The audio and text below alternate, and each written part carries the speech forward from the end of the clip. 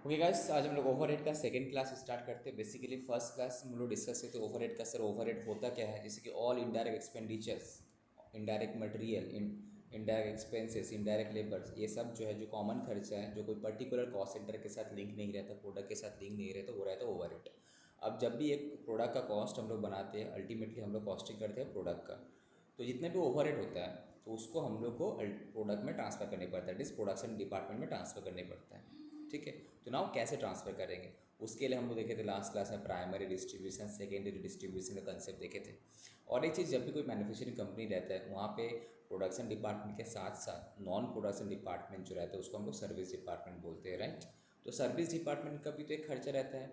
तो जो ओवरहेड है उसका कुछ पोर्शन जाता है सर्विस डिपार्टमेंट में, कुछ पोर्शन जाता है प्रोडक्शन डिपार्टमेंट में। उसके बाद that is called primary distribution. तो प्राइमरी डिस्ट्रीब्यूशन हो जाने के बाद फिर हम लोग क्या करते हैं, जो ओवरहेड है जो सर्विस डिपार्टमेंट का, उसको हम लोग फिर प्रोडक्शन डिपार्टमेंट में हम ट्रांसफ़र कर देते हैं। ठीक है, that is called secondary distributions. तो वहाँ पे जो इस क्वेश्चन में ध्यान रखने का था कि सर जब एक सर्विस डिपार्टमेंट दूसरा सर्विस डिपार्टमेंट को सर्विस देता है तो दोनों साइड पे सर्विस वन सर्विस टू को, सर्विस टू सर्विस वन को, तो हम लोग को वहाँ पे दो मेथड था, साइमल्टेनियस इक्वेशन मेथड या फिर रिपीटेटिव डिस्ट्रीब्यूशन मेथड का थ्रू से करना था, राइट। इसको बेस करके बहुत सारा क्वेश्चन पे हम लोग किए थे। और एक चीज़ यहाँ पे इंपॉर्टेंट था, normally sir material production department में अगर मटेरियल है डायरेक्ट वजह से तो ये ओवरहेड नहीं होगा, ओके। बट अगर सर्विस डिपार्टमेंट में मटेरियल है, वेजेस है, डायरेक्ट है, तब भी ये ओवरहेड होगा। सर्विस डिपार्टमेंट का ऑल एक्सपेंडिचर इज क्या, ओवरहेड। ठीक है। सो नाउ अब क्या है ना, method of absorption of overhead. Sir overhead का एब्जॉर्प्शन कैसे करें? जब भी हम लोग कॉस्ट शीट बनाते हैं तो ओवरहेड कैलकुलेट करके एब्जॉर्ब कराते प्रोडक्ट में लेकर जाते हैं। उसके बाद में एक्चुअल कॉस्ट जब होता है इनकर, तो फिर हम लोग कंपेयर करते हैं कि ओवरहेड जो एब्जॉर्ब करवाए हैं ज़्यादा करवाए हैं ना कम करवाए हैं। ठीक है। Now percentage of direct material. Percentage of direct material का मेथड में सिंपल कुछ नहीं, direct overhead divide bye direct material into 100 करने से परसेंटेज डायरेक्ट मटेरियल हो गया। प्राइम कॉस्ट का बेसिस में लेके आ सकते हैं, लेबर कॉस्ट का बेसिस में लेबर आवर रेट कैलकुलेट कर सकते हैं, मशीन आवर रेट कैलकुलेट कर सकते हैं, रेट पर यूनिट भी हम कैलकुलेट कर, इस तरह से हम लोग ओवरहेड को एब्जॉर्ब भी करा सकते हैं। ठीक है। तो अब सपोज इसमें percentage of direct material cost में कैसे करेंगे, मतलब क्या करें, तुम्हारे पास ओवरहेड है, राइट। तुम्हारे पास ओवरहेड है, ये रहा तुम्हारा टोटल ओवरहेड। ठीक है। अब तुमको पता है कि तुम ए बी सी जो भी तुम प्रोडक्ट बनाया, ए बी सी जो भी तुम प्रोडक्ट बनाया, उस प्रोडक्ट का तुमको तो मटेरियल कॉस्ट पता है। तो तीनों का मटेरियल कॉस्ट तुम जोड़ लो तो समेशन हो गया। ठीक है। तो ना इतना के लिए इतना, तो 100 के लिए कितना, एक परसेंटेज निकाल लिया हम। Total production overhead of a department divided by एक डिपार्टमेंट का total production overhead divide a budgeted direct material cost to all product. तो एक परसेंट, इसी परसेंटेज का बेसिस में भी लेके जा सकते हैं, प्राइम कॉस्ट का मेथड में भी लेके जा सकते हैं, same overhead by prime cost. ठीक है। फिर देखो डायरेक्ट लेबर कॉस्ट का बेस है overhead by direct labour cost, labour hour rate overhead divide by labour hours, तो लेबर आवर रेट लिख का बेस में भी लेके जा सकते हैं। इसके ऊपर कभी कभी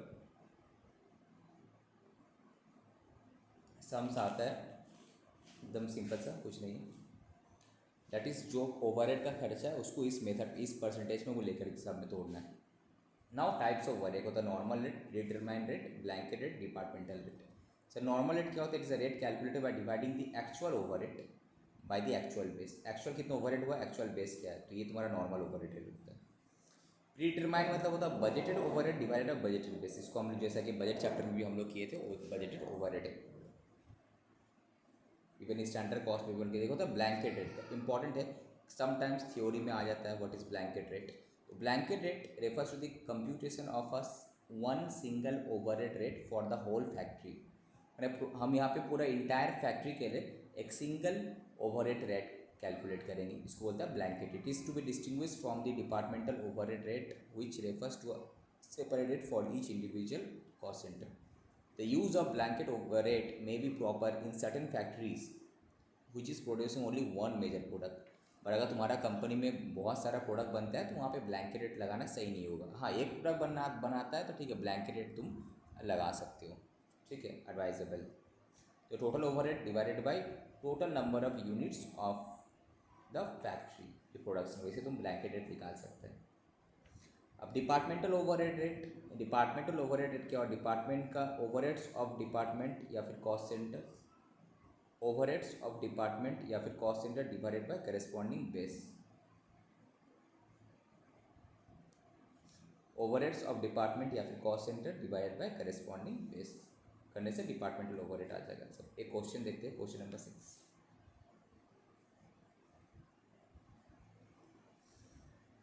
अ machine costing ₹100 lakh is expected to run for 10 years, 10 साल चलेगा बोल रहे हैं। देखो अभी जो हम लोग करेंगे वो बेसिकली मशीन आवर रेट निकालेंगे। मशीन आवर रेट का फंडा क्या है, उस मशीन से रिलेटेड जो भी खर्चा है उसको डिवाइड करो मशीन का इफेक्टिव आवर से, सिंपल सा फंडा है। उस मशीन से रिलेटेड जो भी खर्चा है उसको डिवाइड करो मशीन्स का इफेक्टिव आवर से। ओके, एक साल का है तो एक साल का करना है, 6 मंथ्स का डेटा दिया हुआ है तो 6 मंथ्स का करना है।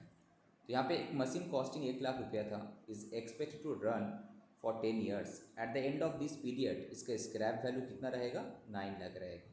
ठीक है। Repairs during the whole life of the machine are expected to be 18 lakh. Whole life मतलब 10 साल में, तो एक साल में कितना होगा डिवाइड कर देना तो हो जाएगा 1.8 lakh. The machine is expected to run 4380 hours per year. Per year में मशीन कितना ना 4380 आवर्स रन होगा on an average. Its electricity consumption, machine का जो इलेक्ट्रिसिटी कंजम्पशन है इस 15 यूनिट्स पर आवर। एक घंटे में मशीन कितना इलेक्ट्रिसिटी कंज्यूम करेगा, 15 unit. The rate per unit being ₹5। Rate कितना है ना, 5 रुपये करके। The machine occupies 1/4 of the area of the department. Department का 1/4 एरिया एक मशीन ही ऑक्युपाई करेगा। And has 2 points out of a total of 10 for lighting. The machine occupy करता है 1/4 of the area of the department. Department का पूरा area का 1/4 machine occupy करता है। ठीक है। And has 2 points out of a total 10 of lighting. इसका पास यहाँ पे 2 पॉइंट है, तो यहाँ पे इलेक्ट्रिसिटी का जो कंजम्पशन है हमको इस तरह से कैलकुलेट करने पड़ेगा, मेरा मशीन में कितना होगा। The foreman has to devote about 1/6 of his time. उसका टाइम का 1/6 डिवोट करेगा कौन, ये फोरमैन। तो फोरमैन का जो सैलरी होगा उसका 1/6 मेरा मशीन का खर्च रिलेटेड होगा, बाकी हमको मतलब नहीं है। Monthly rent of the department is ₹30,000। ठीक है। द लाइटिंग चार्जेस है 80,000 पर मंथ। तो हमको तो मशीन का चाहिए था, तो मशीन का तुमको एरिया तो पता ही है कितना एरिया है वहाँ पे, 1/4। तो तुमको यहाँ पे मशीन का रिलेटेड खर्चा भी मिल जाएगा। The foreman is paid a monthly salary 19,200। तो मंथली सैलरी पता है तुमको, तो उसमें 1/6 लेना है तुमको, एक महीना का मिल जाएगा। तो अब यहाँ पे डिपेंड करता है कि एक महीना का लेके करें ना एक साल का करें, डेटा क्या है उस हिसाब से। ठीक है। We find out the machine hour rate assuming insurance 1% per annum on ₹1 crore, on ₹100 lakh. 100 lakh के ऊपर 1 करोड़ है। And the expenses on oil etcetera are ₹900 per month. ठीक है, ₹900 पर मंथ एक्सपेंसेस है। तो यहाँ पे हम एक काम कर सकते हैं कि आइदर पर मंथ का तुम निकालो या फिर एक साल का निकालो, जो भी है। तो यहाँ पे अगर मैक्सिमम चीज़ तुम्हारा ईयर का है तो ईयर का करो, मंथ का तो मंथ का करो। तो यहाँ पे क्या किया है, मंथ्स का किया है। ठीक है, पर मंथ का बेस में करके अल्टीमेटली आपको निकालना क्या आवर है, अल्टीमेट मेरा आंसर सेम रहेगा। ठीक है, आवर तो निकालना है, तो पर मंथ का लेके पर आवर कर लो यहाँ पे। So total number of hours per annum कितना है, 4380। तो पर मंथ का कितना हुआ, 365 डिवाइडेड बाई 12 करने से साल का 4380 पर मंथ का इतना है। ओके, अब यहाँ पे खर्चा क्या क्या है, फिक्स वेरिएबल, अगर तुमको समझ नहीं आया तब भी ओके। डेप्रिसिएशंस कैलकुलेट करने कैसे पड़ता है, डेप्रिसिएशन स्ट्रेट लाइन मेथड में हम लोग को पता है कि क्या होता है, कॉस्ट से स्क्रैप वैल्यू को हम लोग माइनस करके लाइफ से डिवाइड करते हैं तो आ जाता है। तो डेप्रिसिएशन 75833, 75833 मेरा डेप्रिसिएशन है। ठीक है,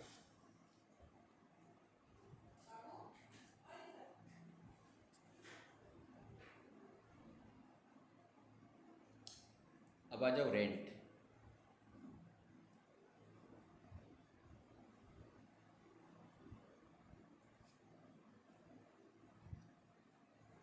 रेंट कितना है क्वेश्चन में? 30,000। 30,000 रेंट है तो उसका कितना पोर्शन है लेके है? 1/4 ऑक्यूपाई करके, है ना। तो 1/4 30,000 का 1/4 यहाँ आ जाएगा एक महीना का। ओके। लाइटिंग चार्जेस भी यहाँ पे था, कितना बोला था लाइटिंग की? 10 में से 2 पॉइंट यूज़ करता है ये लोग। यहाँ पे था ना, देखो एरिया पता चल गया तुमको 1/4 है। दूसरा लाइटिंग पॉइंट बोलता है क्या? 2 point out of total 10। Total 10 point है, उसमें से 2 पॉइंट ये यूज़ करता है। तो ये जो मेरा खर्चा आया हुआ लाइटिंग का 8,000, राइट। तो ये 8,000 आया है, 10 पॉइंट कह रहे तो डिवाइडेड बाय 10, तो 1 पॉइंट का वैल्यू कितना? इंटू 2, 2 पॉइंट का वैल्यू कितना? तो तुम मंथ का कर रहे हैं, याद रखना पूरा मंथ का डेटा लेके हम इसलिए कर रहे हैं। उसके बाद फिर आ जाओ, इस फोरमैन का सैलरी था तो 1/6 टाइम डिवोट करता है ना फोरमैन। देखो यहाँ पे 1/6 टाइम डिवोट करता है तो उसका सैलरी का 1/6 आ गया यहाँ पे, ठीक है। अब बाकी कौन सा बचा? एक्सपेंसेस ऑन ऑयल वगैरह एक्सेट्रा, 900 रुपये पर मंथ है, राइट।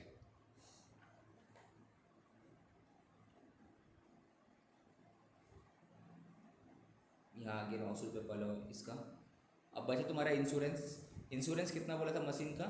10 लाख का जो वैल्यू है उसके ऊपर 1%, तो 10 लाख 100 लाख के ऊपर 1% बचे तो 1 साल का है, तो 12 मंथ्स का डिवाइड किया तो 1 मंथ का पता चल गया हमको। तो ये बेसिकली फिक्स खर्चा है। अब वेरिएबल नेचर में तुम्हारा यहाँ पे देखो और क्या क्या खर्चा बचा हुआ है। रिपेयर बोला ना, रिपेयर लगेगा 18 लाख का पूरा होल लाइफ में। तो लाइफ तो 10 साल का है, तो 1 साल का कितना? डिवाइडेड 1.8 लाख, 12 महीना में डिवाइड करो तो 1 महीना का निकल जाएगा। सी 18 लाख डायरेक्ट निकालिए, एक ही बात है, डायरेक्ट निकालिए। 18 लाख था तुम्हारा पूरा होल लाइफ के लिए, तो हमको तो 1 घंटे का रेट चाहिए, तो डायरेक्ट हम आवर से डिवाइड कर दिए होल लाइफ का। 1 साल का तुम्हारा 4380 था, राइट। ये 4380 आवर्स था 1 साल का, तो 10 साल का कितना? इतना होल लाइफ का, तो 41.10। अल्टीमेटली ये कैलकुलेट करना था हमको। यहाँ से रेट पर आवर निकल गया था। इलेक्ट्रिसिटी कितना बोला था यहाँ पे क्वेश्चन में, कितना हम कंज्यूम करते हैं? इलेक्ट्रिसिटी का रेट है 5 रुपये करके, तो ये बोला 1 घंटा में 15 यूनिट कंज्यूम करता है, तो 1 घंटे का रेट कितना है? 15 × 5 75 रुपया, ठीक है। तो यहाँ पे हम लोग डायरेक्ट नहीं कर पाए रेट, बिकॉज टोटल खर्चा निकालना था पहले मंथ का। उसके बाद ये जो 9736 है उसको हम डिवाइड किए 37 आवर्स जो था तुम्हारा, बोलो 4380। मेरा बुक में इंश्योरेंस दिया है 91 लाख। ठीक है, 91 लाख है तो है, तो तुम्हारा बस फिगर चेंज हो जाएगा। यहाँ पे 1 लाख, यहाँ पे 100 लाख दिया है, तो प्रॉब्लम क्या है? वही समझ में नहीं रहा था हम लोग में, मतलब मेरे बुक में दिया है स्टडी मेट में 91 लाख। पुराना मैट होगा, पुराना मैट होगा, यहाँ अपडेट किया है। यहाँ पे तो दिखा रहा है वही क्या, देखो एक बार इसका एक करके 1 लाख का 1% डिवाइड 12 करो, यही आ रहा है ना आंसर। कैलकुलेटर करो, 833 आ रहा है ना। ये तो बोला है ना मशीन का वैल्यू कितना है तुम्हारा? 10 लाख, तो उसके ऊपर 1% इंश्योरेंस लग रहा है, तो वही तो आएगा तुम्हारा खर्चा। ये तो डेप्रिसिएशन के लिए तुम्हारा 91 लाख आया होगा, तुम इसका साथ कन्फ्यूज हो रहा होगा। ये तो स्क्रैप वैल्यू माइनस करके 91 लाख आएगा, तुम इसके साथ कन्फ्यूज हो रहा होगा। अब डिवाइडेड बाय लाइफ 10 साल और डिवाइड बाय 12, तो 1 महीना का हमको डेप्रिसिएशन मिल गया था। हमको तो डेप्रिसिएशन पर मंथ चाहिए था ना, ठीक है। नेक्स्ट, अब क्वेश्चन नंबर 7 देखो। तो क्या है मशीन ओवरहेड का? कुछ नहीं, मशीन से रिलेटेड जितना भी खर्चा है उसको डिवाइड करना है आवर्स से, इफेक्टिव आवर्स से, ठीक है। सीएमए का मैथ में काफ़ी अच्छे से सम अभी हम कराएंगे, तो पहले इसको करते हैं। Question number 7, a machine shop cost centre contains 3 machines of equal capacities. To operate these 3 machines, 9 operators are required. 9 operator चाहिए।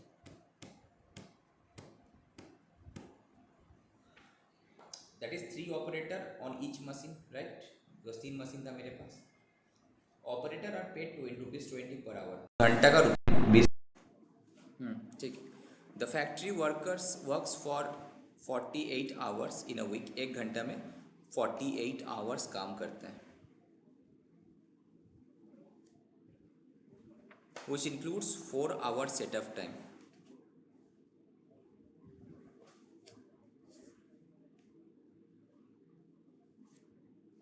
The factory works for 48 hours in a week, which includes 4 hours setup time. 4 घंटा setup time लगता है। मतलब machine start करेंगे तो machine को setup करने में 4 घंटा चले जाएगा। ठीक है। एक हफ्ते में 48 घंटा चलता है, उसमें से आउट ऑफ दैट 48 आवर्स 4 घंटा तुम्हारा सेटअप टाइम है। तो अगर हम तुमको उससे बोले कि अल्टीमेटली मशीन चला कितना घंटा चला होगा, बोलो। 44 आवर्स। ठीक है। The work is jointly done by operators, सब मिला के किया है। The operators are paid fully for the 48 hours का पूरा पेमेंट मिला, ऑब्वियसली पेमेंट तो पूरा मिलेगा। The additions they are paid a bonus 10% of productive time. जो प्रोडक्टिव टाइम है, यही उसका प्रोडक्टिव टाइम बेसिकली 44 आवर्स, उसका 10% आवर्स जो होता है उसका बोनस मिला उसको, मतलब उसका भी एक्स्ट्रा पैसा मिलता है। The cost are reported for this company on the basis of 13/4 weekly period.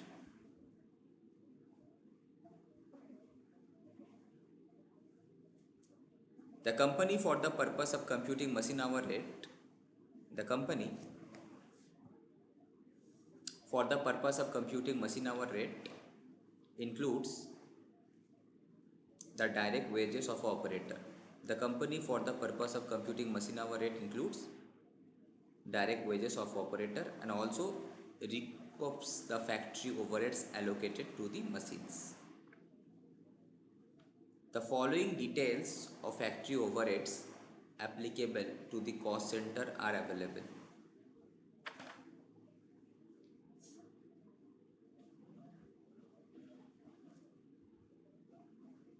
Depreciation 10% per annum on original cost of the machine.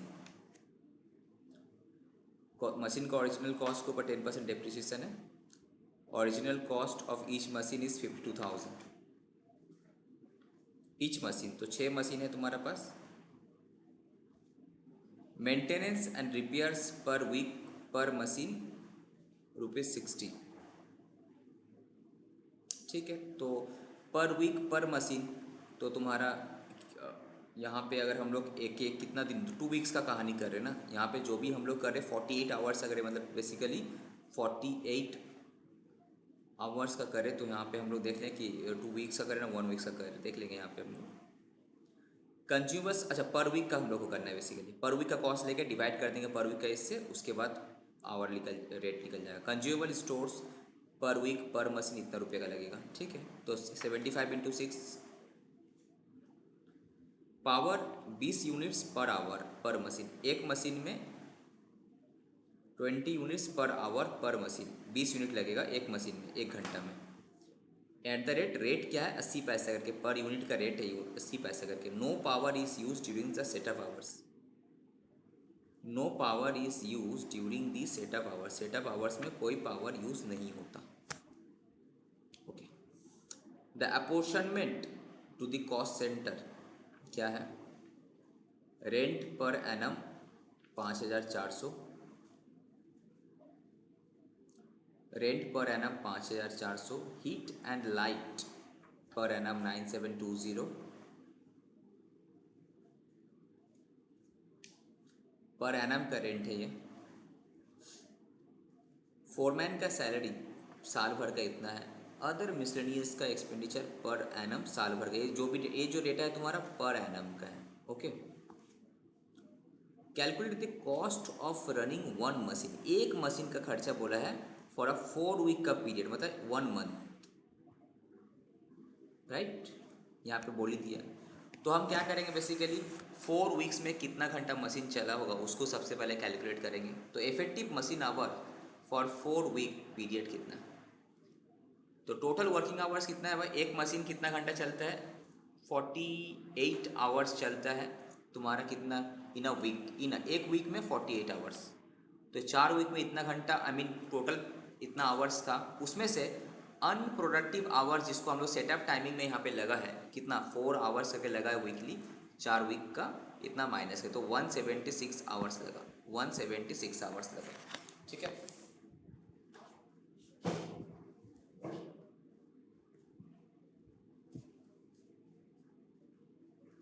computation of cost of running one machine for a 4 week period, ultimately ये हमको निकालना है। तो सबसे पहले sir rent तो एक महीना का दिया हुआ था 5400, ओके आ गया 5400, पूरा चारों मशीन का है। हमको वन मशीन का निकालना है, हमको वन मशीन का निकालना है, तो इसे अभी फ़िलहाल ये 6 मशीन का पूरा मिलाकर है। स्टार्टिंग में 3 मशीन था, ओके 3 मशीन का मिलाकर है 5400। हीट एंड लाइट ये भी कॉमन तीनों मशीन का मिला के 9720, ये पर एनम का है। रेंट भी पर एनम का, ये भी पर एनम का है, ये भी पर एनम का है। फोरमैन सैलरी भी तुम्हारा पर एनम का है। अदर मिसलेनियस खर्चा ये भी तुम्हारा पर एनम का है। तो इस ये जो चार्जेस है पर एनम का है। हमको क्या करना, वन मशीन तो divided by 3, okay again one machine तो डिवाइडेड बाय 3 हुआ। दूसरा चीज़ हमको कितना 4 वीक का चाहिए, 4 वीक का चाहिए, राइट। तो ये 1 साल का था तुम्हारा ये, तो हमको 4 वीक का पीरियड से ये जो खर्चा था तुम्हारा 1 साल का था, हमको क्या करने पड़ेगा, तो इसका मतलब इसको जो खर्च एक मशीन का खर्चा जो है ये तुम्हारा साल भर का, that is divided by 52 weeks होगा इंटू 4, राइट। तो ये 52 बाई इंटू 4 को लोग शॉर्ट में क्या किया 13 कर दिया। समझ में आया कि नहीं समझ में आया? ये जो खर्चा है ये तो 3 मशीन का है, तो 3 मशीन का इतना। अब ये जो अमाउंट आएगा डिवाइड करने से 1 साल का आया, 1 साल मतलब कितना होता है, डिवाइडेड बाय 52 वीक्स करो तो 1 वीक का आया, तो हमको 4 वीक इंटू 4। तो तुम इसको ऐसा नहीं करके वो क्या किया, इंटू 4 बाई जो 52 था उसको क्या 13 कर दिया डायरेक्टली, देखी बात है।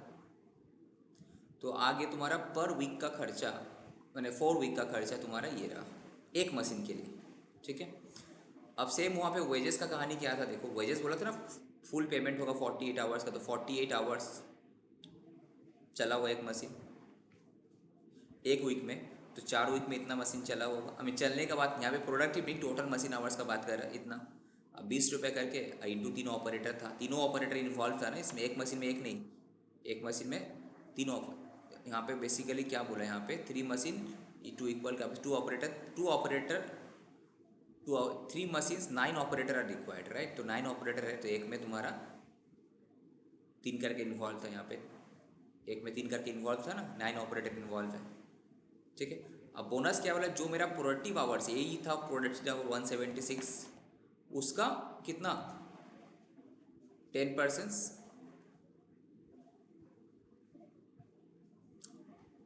उसका 10% इंटू रुपीज़ रेट क्या था उसका बोनस, इसका 20 रुपये करके था। कहाँ गया रे, और लेबर का रेट, हाँ 20 रुपये पर आवर का था, ठीक है, इंटू 3 ऑपरेटर यहाँ पे। ये समझ में आया कि नहीं समझ में आया? देखो एक मशीन में 3 ही ऑपरेटर है, तो हमको 4 वीक का खर्चा लेना है एक मशीन के लिए, राइट। वेजेस 48 आवर्स पूरा वर्किंग आवर्स था उसका, 4 वीक का पैसा मिलेगा एक लेबर को 20 रुपये करके, तो 3 ऑपरेटर था इसमें, बेसिकली ये हुआ। सिमिलरली ऑपरेटर लोग का जो प्रोडक्टिव टाइम था उसका तुम्हारा कितना परसेंट,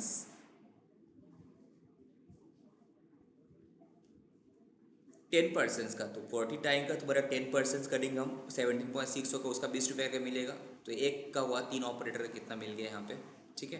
तो ये टोटल स्टैंडिंग चार्जेस। अब मशीन एक्सपेंसेस, डेप्रिसिएशन तो मेरा स्टैंडिंग चार्ज होगा। हाँ डेप्रिसिएशन स्टैंडिंग चार्जेस में, ये मतलब फिक्स, एक स्टैंडिंग चार्जेस जो बोला ये एकदम फिक्स ले लिया। तुम्हें ये स्टैंडिंग चार्जेस में तुम फोकस ही मत कर, तुमको एग्जाम में आएगा ना, इसके लिए कोई एक्स्ट्रा मार्क्स नहीं। स्टैंडिंग ये मशीन एक्सपेंसेस ये तुम्हारा क्या था, कॉमन खर्चा था, रेंट हीट फोरमैन सैलरी ये सबका उसमें तुम, और ये पूरा डायरेक्टली मशीन से रिलेटेड था बोल के यहाँ पे मशीन में डाला और कुछ नहीं। ये जो डायरेक्टली आंसर है, सॉल्व करने के टाइम तो इजी लग रहा है, लेकिन क्वेश्चन देख के शॉर्ट पड़ जा रहा है। हाँ, क्वेश्चन देख के तुमको शॉर्ट पढ़ने की भी ज़रूरत है, तुमको बस इतना ध्यान में रखना है अल्टीमेटली मशीन से रिलेटेड जो मेरा खर्चा है वही हमको यहाँ पे लिखना है, ठीक है। डेप्रिसिएशन तुम्हारा है, अब डेप्रिसिएशन कितना है क्वेश्चन में देखो, कॉस्ट इसका फर्स्ट कहाँ पे ये रहा 52,000 ईच मशीन का था, मुझे तो एक ही मशीन का चाहिए था, इंटू 10% पर एनम बोला तो 52 था, 10% हो गया, तो एक साल का हुआ डेप्रिसिएशन। अब अगेन क्या करेगा तुम, आइदर ये करो या फिर डिवाइडेड बाय 54 वीक्स, तो एक वीक का कितना इंटू 4, 4 वीक का कितना 400 रुपया, ठीक है।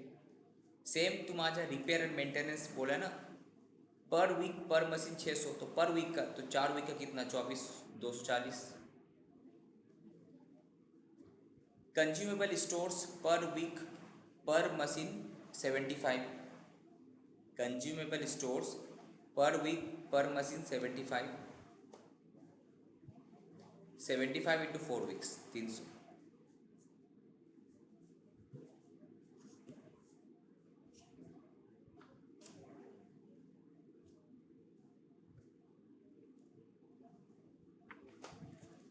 डेप्रिसिएशन तो मंथली निकालेंगे ना, तो 52 से क्यों डिवाइड करेंगे? 52 से डिवाइड नहीं करेगा बिकॉज तेरे तो एक साल का डेप्रिसिएशन है, तो कितना से डिवाइड करेगा तू, तो मंथली निकालना हो, 52 अगर निकालेंगे तो मेरा पर मंथली नहीं डिवाइड कर रहा वीक। तुम, यहाँ पे 4 वीक का कर रहा सम्स, नॉट लेकिन मंथली। ये लोग 400 कर रहे हैं सर, आंसर तो देख के एक बार। वीक से कर ऐसे रहा तो एक हूँ, तो आ सब रहा कुछ था। वीक में कर रहा हूँ, वीक वीक वीक। एक साल में कितना होता है 52 वीक्स होता है ना, तो बाकी सारा तो 4 वीक करके लिया है। तो सभी तो 4 वीक करके, कौन सा तुम्हारा एनुअल लिया है पहले बताओ, कौन सा एनुअल लिया है यहाँ पे बताओ। यस सर, सर वो नहीं बोल रहे थे, डिप्रिसिएशन बोल रहे थे 52 वीक से अगर डिवाइड करते हैं तो मेरा एक वीक का आ जाएगा। इंटू 4, हाँ ये चार। तो वही तो किया है सब में, तो तुम वही किया है रे भाई, क्या किया सब में, 4 वीक के ना तुम कंसिडर किया है सब कुछ, ठीक है। अब यहाँ पे पावर में देखो, पावर क्या बोला था, एक आवर में 20 यूनिट खाता है, तो कितना घंटा चला था एक मशीन से 176 घंटा एक वीक में, एक वीक में नहीं सॉरी 4 वीक का ही लिखा रहता है हम, 176 आवर्स, तो कितना खाया होगा, इतना यूनिट खाया होगा, रेट इतना करके, तो ये कॉस्ट है इसका, ये तो टोटल मशीन एक्सपेंसेस है। अब इसको तुमको डिवाइड करना है मशीन आवर से बस, तो ये रहा तुम्हारा मशीन आवर रेट। तो पूरा एक मशीन से रिलेटेड जो खर्चा था, चार यहाँ पे 3 मशीन था, यहाँ पे एक मशीन से रिलेटेड जो भी खर्चा था, यहाँ पे जैसे कि 4 वीक का डेटा लेके करने पड़ा था, तो 4 वीक का डेटा में कन्वर्ट करके एक मशीन में कन्वर्ट करके उसको हम डिवाइड किया आवर्स से।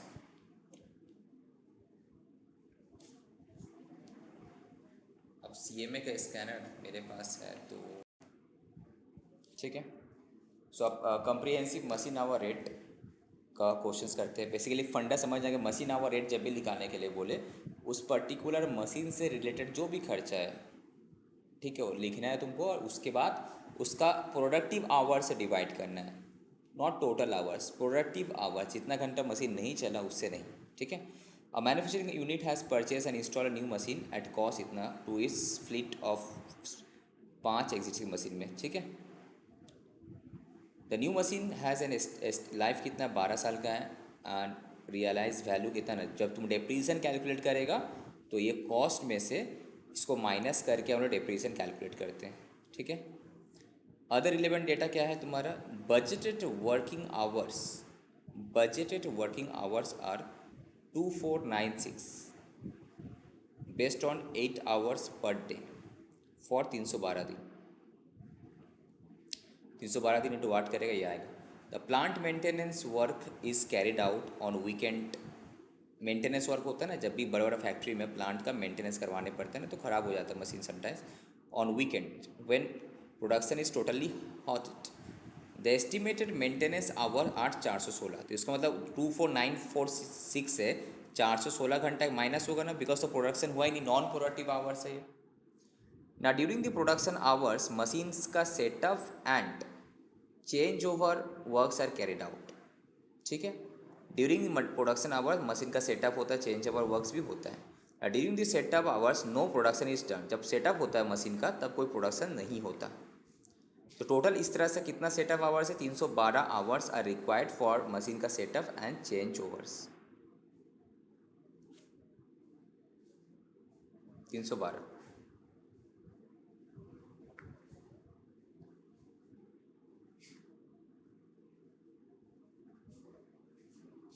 ठीक है, सर 416 क्या बोल रहे हो? हाँ ये भी है, 416 भी है, 416 ये भी है, ये भी माइनस होगा मेंटेनेंस वाला, ये भी माइनस होगा setup. And estimated cost of maintenance का खर्चा कितना है पर एनम। अब तुमको ध्यान में रखना है कि हमको क्वेश्चन में साल भर पर एनम का बेस में निकालना है ना मंथली। अल्टीमेट तुमको निकालना रेट पर आवर। तुम बेस तुम 6 मंथ्स को बना सकता, आवर 1 साल को, जिस तरह से तुम्हारा डेटा दिया हुआ है जो तुम्हारे लिए कन्वीनियंट हो। ओके, कोई हार्ड एंड ये रूल नहीं है। तुम मंथ को भी डिवाइड 12 करे मंथ में का बेसिस में भी तुम निकाल सकते हो। अल्टीमेटली आंसर अगर ये तुम मंथ करेगा तो तुम्हारा आवर्स भी जो है प्रोडक्शन आवर भी ये भी तुम्हारा मंथ होगा। बट यहाँ पे सिंस 1 साल का है तो बेटर है तुम साल भर का लेके कर। ठीक है, तो machine requires component to be replace every week. तो रिप्लेसमेंट का खर्चा है 2400 रुपये एवरी वीक। तो 52 वीक इतना कितना वीक हो रहा देख लेना। There are 3 operators to control the operation of all the 6 machine. That means each operator and each operator, एक में 6 मशीन के लिए 3 ऑपरेटर है ना, 3 मतलब एक के लिए 2। Each operator is paid ₹30,000 per month plus 20% French benefit. तो 1 साल का निकाल लेना, इंटू 2 ऑपरेटर कर देना। ना electricity during the production hours. तो ऑपरेटर तो एक हो रहा है ना, हाँ, 2 मशीन के लिए एक ऑपरेटर हो रहा है, दो छः मशीन के लिए एक मशीन ऑपरेटर हो रहा है ना। तुम्हारा पास 6 मशीन है ना, 6। 5 था तुम्हारा पास और एक नया हम ऐड किए थे, 6 मशीन है मेरे पास। तो देर आर 3 ऑपरेटर, तो एक के लिए 2 हुआ ना।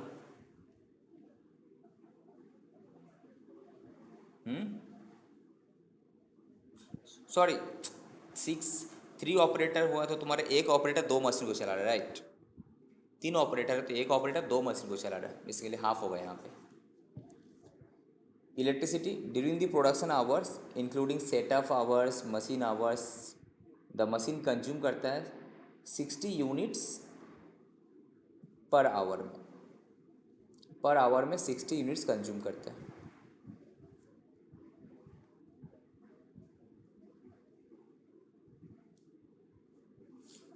During the production hours including setup and machine 60 unit consume करता है। And during the maintenance the machine consume only 10 units पर घंटा में। पर आवर में 60 यूनिट्स, यहाँ पे पर आवर में 10 यूनिट। और rate of electricity per unit of consumption कितना है, 6 रुपया करके। तो इलेक्ट्रिसिटी का रेट तुमको पता चली जाएगा यहाँ से। प्रोडक्शन आवर में 1 घंटा में इतना खाता है और मेंटेनेंस आवर में 1 घंटा में इतना यूनिट खाता है। टोटल आवर्स को पता चली जाएगा, वहाँ से निकाल लेने पर कितना इलेक्ट्रिसिटी कंज्यूम किया 6 रुपये का मल्टीप्लाई कर देना है। Departmental and general works overhead allocated to the operations last year इतना था। ड्यूरिंग द करंट ईयर बोला इसको 10% और बढ़ाओ, 10% और बढ़ा देंगे। अब मशीन आवर रेट कैलकुलेट कर, सबसे पहले हम क्या करेंगे, इफेक्टिव आवर्स कैलकुलेट करेंगे। तो मेरा टोटल आवर्स कितना था क्वेश्चन में, 2496, राइट। 2496 था। उसमें से सेटअप आवर कितना माइनस करना है हमको, 312 घंटा। नहीं, हाँ सेटअप आवर 312 है। उसके बाद मेंटेनेंस आवर जो है, the plant maintenance work is carried out on weekends when production is totally halted।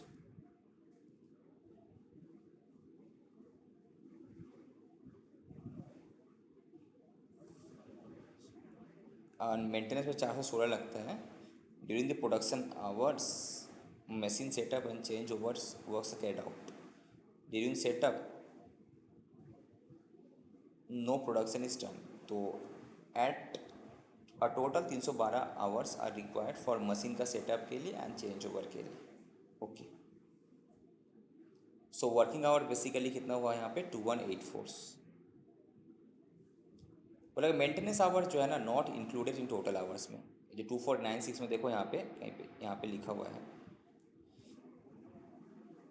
Budgeted working hours है 2496 based on 8 hours per day for 312 दिन। ठीक है, तो plant maintenance work is carried out on weekend when production is totally हॉटेड।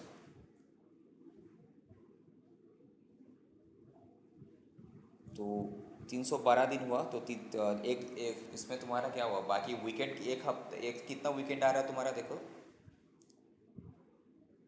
52 week होता है ना, 52 week होता है ना। तो 312 प्लस 52 करने से कितना 360 होता है। इसीलिए देखो यहाँ पे हिंस कैसे कैसे घुमाया 12 दिन है। क्यों बोला? हाँ बोलो। यहाँ 312 दिन क्यों बोला? मतलब अगर यहाँ पे ये वीकेंड बोला है कि बेसिस पे। टोटल तुम्हारा 360 दिन ही अगर तुम पकड़ के चलते हो एक साल का, 365 होता है तो 360 पकड़ के चलो, ठीक है। तो 360 अगर तुम पकड़ के चलते हो, उसमें से क्या बोला, एवरी वीकेंड में मशीन का क्या होता है, मेंटेनेंस वर्क होता है, ठीक है। तो वर्किंग आवर जो कैलकुलेट किया उस वीकेंड को छोड़ के बाकी तुम्हारा नॉर्मल वर्किंग डेज कुछ एक 312 लेके चला है। दैट मीन्स ये जो मेरा तीन सौ मेंटेनेंस चौसठ हो जा रहा है सर। कितना, 364। वही 300 टोटल में तुम्हारा 365 आना चाहिए ना। 53 वीक भी आ सकता है, देख लेना जो भी है। 53 वीक, वीकेंड तुम्हारा 52 भी हो सकता है, 53 भी हो सकता है ना साल में, डिपेंडिंग ऑन कैलकुलेशन से जो भी है तेरा। यहाँ पे बोला 312 दिन तुम्हारा वर्किंग आवर्स है। अब बाकी मेंटेनेंस वर्क कब करता है, वीकेंड में करता है। इसका मतलब क्या है, ये 312 दिन में ऑब्वियसली जो बाकी जो गैप आ रहा है मेंटेनेंस के लिए रखा गया है उसका। तो 2496 में तुम्हारा क्या मेंटेनेंस आवर्स जो है, मेंटेनेंस का जो आवर्स है नॉट इंक्लूडेड, उसको थामा ही नहीं गया है। तो जब इसमें ऐड ही नहीं है तो अलग से 416 को माइनस करने का ज़रूरत भी नहीं है। या अगर तुमको डायरेक्टली बोलता 365 दिन के लिए तब तुम माइनस करता, बट यहाँ पे तो 312 दिन का लेके कैलकुलेट किया है यहाँ पे। तो मेंटेनेंस वर्क तो ऐसे भी इसमें नहीं है, ठीक है। इसीलिए hence maintenance works hours are not deducted. Also the question mention that the plant maintenance work is carried out on weekends when production is totally halt, totally एकदम स्टॉप रहता है। This gives more clarity on a fact that maintenance hours not included in total hours, ठीक है। So ultimately effective hours अब मेरा कितना हुआ 2184 minus 416, नहीं करने का ज़रूरत नहीं, बिकॉज वो तो ऐड ही नहीं है यहाँ पे, काउंट ही नहीं किया उसको। First working.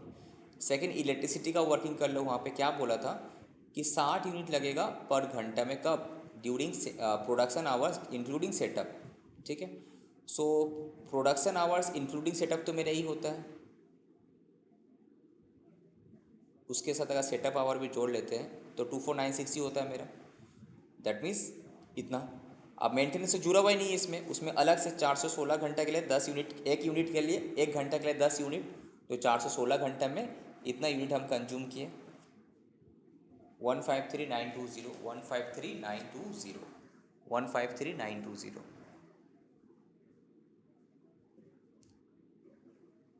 Now calculation of machine hour rate. अब करना क्या, मशीन का पूरा खर्चा जो है तुम करो। यहाँ पे लोग क्या कि एक साल का ले लो पूरा डेटा, ठीक है। अब यहाँ पे एक साल का तुम्हारे पास वर्किंग आवर्स है, डिवाइड कर दो उससे, ठीक है। अब सबसे पहले क्या होगा, तुम्हारा डेप्रिसिएशन। डेप्रिसिएशन कैसे होगा, ये कॉस्ट है तुम्हारा मशीन का, उसका स्क्रैप वैल्यू डिवाइडेड बाय 12 साल का लाइफ है, तो एक साल का डेप्रिसिएशन तुम्हारा हो गया यहाँ पे। देखो 24 साल में परचेज किया था एक मशीन तुम, ठीक है। अब सैलरी कितना था, ये जो 30,000 था, उस 30,000 तो मिलेगा प्लस और 20% मिलेगा। तो ये जो सैलरी है मेरा इनटू ऑपरेटर कितना था, तीन ऑपरेटर का, तो 3 ऑपरेटर का सैलरी इतना हुआ, तो 12 महीने का सैलरी इतना हुआ। तो ये जो सैलरी है टोटल, ये तो 6 मशीन का है, तो सर एक मशीन के लिए कितना, डिवाइडेड बाय 6, ठीक है। डिपार्टमेंटल एंड जनरल ओवरहेड, ये तो बोला था 5 लाख का और 10% बढ़ाओ, तो ये तो टोटल पूरा फैक्ट डिपार्टमेंट का खर्चा है मेरा, एक मशीन के लिए कितना, डिवाइडेड बाय 6, ओके, एक साल का। अब ये जो मेरा खर्चा आया 507 जो भी वट एवर, ये जो है टोटल स्टैंडिंग चार्जेस, ठीक है, जो कॉमन खर्चा है, ये इतना साल भर कर आया। तो हमको रेट पर आवर निकाल सकते हैं हम डायरेक्टली। इसको तुम एक्चुअल आवर्स से डिवाइड कर दो। एक्चुअल आवर्स कितना था यहाँ पे 2184, ठीक है। अब रनिंग एक्सपेंसेस पर मशीन एक्सपेंस का तुम अगर बात करेंगे, मेंटेनेंस का खर्चा कितना था 2 लाख 40,000 था यहाँ पे 1 साल का, तो 284 से डिवाइड करो, रेट आ गया। कम कॉम्पोनेंट रिप्लेसमेंट का बोला था एवरी वीक में तुम्हारा 24 रुपये, तो 52 वीक्स होता है साल भर में। सर 2184 से क्यों डिवाइड हुआ? क्योंकि उसको रेट पर आवर निकालना है। रेट पर आवर जो निकालते हैं हम लोग इफेक्टिव आवर्स में निकालते हैं, प्रोडक्टिव आवर्स। जो नॉन प्रोडक्टिव आवर्स उसका काउंट नहीं करते हम लोग। तो यहाँ पे तुम्हारा प्रोडक्टिव आवर कितना है, इफेक्टिव आवर्स बताओ कितना है, 2184 ही होगा ना। सेटअप आवर में तो तुम कोई प्रोडक्शंस किया ही नहीं ना, तो 2184 ही होगा। इसके पहले भी तो वही बताया ना, जो भी तुम्हारा होगा ओवरहेड का रेट पर आवर निकालते हैं, इफेक्टिव आवर्स प्रोडक्टिव आवर से निकालते हैं हम लोग। अब इलेक्ट्रिसिटी चार्जेस का टोटल खर्चा तुमको पता था, इतना घंटा लगा इंटू 6 रुपये करके डिवाइड बाई 2184, तो पर आवर का रेट निकल गया तुम्हारा। तो ना ये सब रेट को तुम जोड़ ले तो टोटल मशीन आवर निकल गया। आइदर तुम इंडिविजुअली डिवाइड करो या फिर इंडिविजुअली डिवाइड करने के पहले पूरा जोड़ लो 1 साल का खर्चा जितना आता है एक मशीन का, अब लास्ट में एक ही बार डिवाइड करो 2184 से, वो भी चलेगा। दोनों पॉसिबल है, समझ में आया। ये जो तुम यहाँ पे डिवाइड नहीं करके तुम 5,07,000 लिख, अब इसका टोटल खर्चा सभी लिखोगे यहाँ पे, और लास्ट में जोड़ के एक ही बार डिवाइड करो रेट पर आवर्स से, तो तुम्हारा तब भी आंसर एक ही आएगा। ओके सर डेप्रिसिएशन का कैलकुलेशन स्टैंडिंग चार्जेस का होता है। क्या बोल रहे हैं? डेप्रिसिएशन का कैलकुलेशन होता है स्टैंडिंग चार्जेस का अंदर होता है। स्टैंडिंग चार्जेस बेसिकली यहाँ पे बोलने में ये मांग रहा है कि जो कि तुम्हारा फिक्स्ड है। अब तुम स्टैंडिंग चार्जेस का कंसेप्ट में जाओ, मैं इसके लिए ना तुमको एक्स्ट्रा मार्क्स देगा ना तुमसे मार्क्स काटेगा। तुम चुपचाप जितना खर्चा है लिख लेना, लिख कर ऐड करके डिवाइडेड बाय वर्किंग आवर से इफेक्टिव आवर से कर देना। स्टैंडिंग चार्जेस फिक्स चार्जेस ये सब का चक्कर में, हाँ पिछले वाला क्वेश्चन में स्टैंडिंग चार्जेस में नहीं दिया था डेप्रिसिएशन को, पता है। इसीलिए हम तुम लोग बोले कि स्टैंडिंग चार्जेस ये चार्जेस केस में जाना है, इसके लिए ना एक्स्ट्रा मार्क्स रहा तुम्हारा कुछ मार्क्स काटेगा, ठीक है। इस is it relevant for you, तुम्हारा रिलेवेंट क्या है, मशीन का रिलेटेड मेरा खर्चा कितना रिलेवेंट है, उससे फोकस करो। छोटा छोटा चीज़ें फोकस करने चक्कर में तुमसे गलती ना होना चाहिए, दैट्स इट। अब इसमें आ जाओ, ये सब डेटा सेम है, 3 मशीन है तुम्हारा, ठीक है। तीनों मशीन का अलग, अब तीनों मशीन का देखो अलग अलग तुम रेट कैलकुलेट किया है यहाँ पे। तीनों मशीन का अलग है, सेम फंडा, तीनों मशीन का अलग अलग खर्चा, तीनों मशीन का टोटल खर्चा को हम क्या किया, अब उसका इफेक्टिव आवर सबसे डिवाइड किया, तो रेट पर आवर यहाँ पे निकल गया। अब सब क्वेश्चन था इफेक्टिव आवर्स निकाले कैसे, उस चीज़ पे हम फोकस करते हैं, बाकी तो ठीक है हो जाएगा ऊपर में। फॉर एग्जांपल ये मशीन बी का डायरेक्ट लेबर आवर्स कितना है, 1,50,000 घंटा, ठीक है। ये साल भर का मान के चल, क्वेश्चन में जो है साल भर का ही है पर एनम में। उसके बाद यहाँ पे कुछ कहानी है देखो नीचे में, बाकी सब तुम लोगों को आएगा आता है, बस हम जो इफेक्टिव आवर्स से कैलकुलेशन में फोकस करते हैं। There are 12 holidays besides Sundays in the year, Sunday छोड़कर 12 हॉलीडे, तो एक साल में कितना सारा संडे होता है? सर 52। हाँ 52 प्लस और 12 दिन यहाँ पे तेरा, of which 2 were on Saturdays, ठीक है। 12 हॉलीडे में से 2 तो सैटरडे को था। एनीवे द मैन्युफैक्चरिंग डिपार्टमेंट 8 घंटा काम होता है in a day, but Saturday half day का काम होता है, ठीक है। All machines work at 90% capacity में काम चलता है throughout the year, and 2% is reasonable for break down, and 2% जो है ब्रेक डाउन होता ही है। ब्रेक डाउन आवर्स माने इतना जो आवर्स है टोटल वर्किंग आवर्स कैपेसिटी, उसमें तुम्हारा 2% तो ब्रेक डाउन में चले जाते हैं।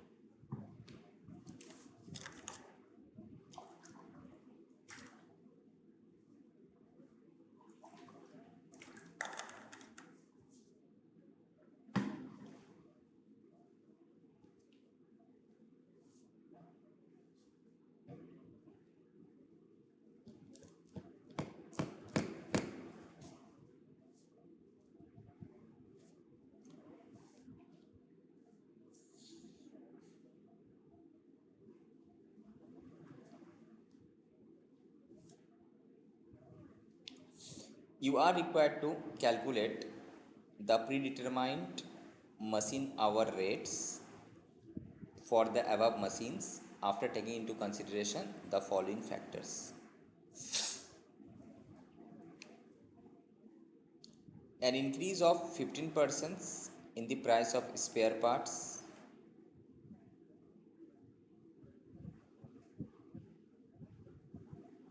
अभी स्पेयर पार्ट्स का प्राइस कितना था?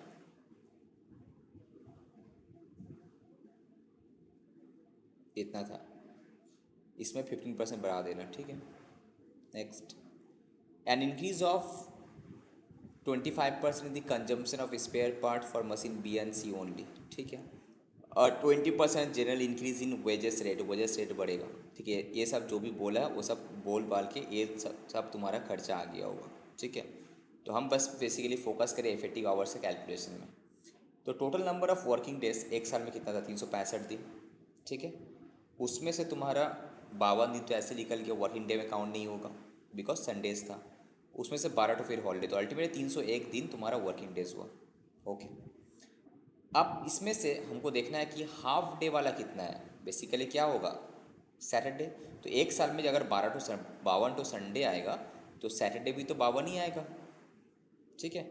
उसमें से ये जो दो हॉलीडे में ऑलरेडी दो माइनस कर चुके थे हम सैटरडे, तो अलग से यहाँ पे हटा दिए, तो 50 सैटरडे, 50 प्लस 2 तो यहाँ पे इंक्लूडेड है सैटरडे वाला। तो इतना हाफ डे वाला काम हुआ है, राइट।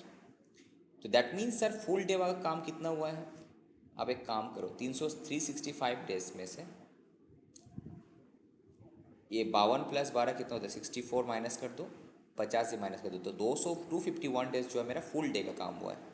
तो फुल डे काम हुआ होगा, एक शिफ्ट में चलता है काम, तो 251 डेज इंटू 8 घंटा काम हुआ होगा, ठीक है। अब बाकी तो 50 दिन है, हाफ वेला करके काम हुआ है, तो इतना, तो 2208 ये हो गया तुम्हारा क्या, टोटल वर्किंग आवर्स, राइट। यही है ना? समझ में आया कि नहीं आया? सर सैटरडे 50 कैसे होगा? सैटरडे 52 है। अब यहाँ पे जो हॉलीडे था, हॉलीडे में बोला था ना 2 सैटरडे है, तो टोटल में तो 52 ही है। अब यहाँ पे 2 ऑलरेडी माइनस कर दिया बोल के अगेन यहाँ पे 2 थोड़ी माइनस करेगा, इसीलिए 50 हो रहे हैं ना। ये जो 12 हॉलीडे है इसमें तो 2 सैटरडे है ऑलरेडी, तो माइनस किया है, तो अगेन तुम 52 करे तो ज़्यादा माइनस हो जाएगा ना, इसलिए यहाँ पे 50 लिया है, समझा। संडे तो ऐसे ही 52 माइनस हुआ, हॉलीडे 12 माइनस होगा।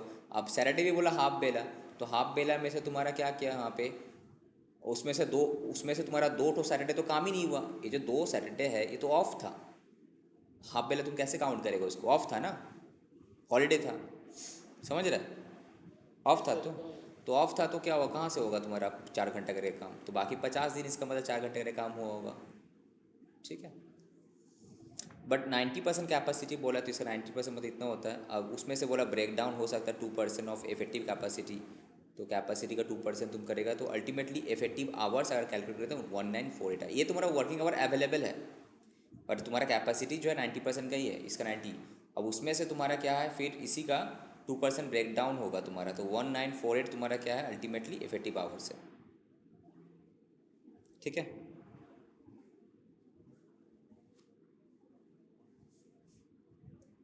सर 90% क्वेश्चन में बता दिए देखो, 90% इफेक्टिव, क्वेश्चन में बोल दिया ना कैपेसिटी तुम्हारा कितना है।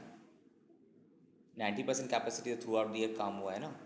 100% कैपेसिटी तुम्हारा था इतना घंटा काम करने का, तो तुम काम किया 90% कैपेसिटी, मैंने तुम्हारा जो फैक्ट्री चला इस कैपेसिटी 90% वाला में, तो 90% से लेने चले होगा ना। अब जो भी आया होगा इस 194 से तुम डिवाइड करना। तो जो ब्रेक डाउन हुआ वो मतलब 90% में से हुआ या ब्रेक क्या डाउन अगर ब्रेक डाउन हुआ है तो जितना इफेक्टिव कैपेसिटी था उसी से होगा, इफेक्टिव कैपेसिटी के ऊपर ही ब्रेक डाउन हुआ यहाँ पे। And 2% reasonable for break down बोले ना। चलो अब आ जाते मे 19 का क्वेश्चन क्या है वो एक बार देख लेते हैं। आई डोंट थिंक कि कुछ एकदम सिंपल सा क्वेश्चन है, खुद से हो जाएगा, देख लेना तुम लोग। ये जैसे कि था तुम्हारा क्या है ना, ऑपरेटिंग आवर्स अगर देखेगा जाएगा तुम्हारा ऑपरेटिंग आवर्स कितना था 4500 घंटा, ओके। उसमें से पूरा 300 घंटा जो है तुम्हारा रिपेयर मेंटेन हो जाएगा, तो इफेक्टिव आवर कितना होगा, माइनस होगा, तो 4200। तो जो भी खर्चा आया तुम्हारा लिख लो यहाँ पे साल भर का, ठीक है। तो करने के बाद तुम लास्ट में एक ही बार में तुम डिवाइड कर दे 4200 से, बस, अलग अलग करने का ज़रूरत ही नहीं।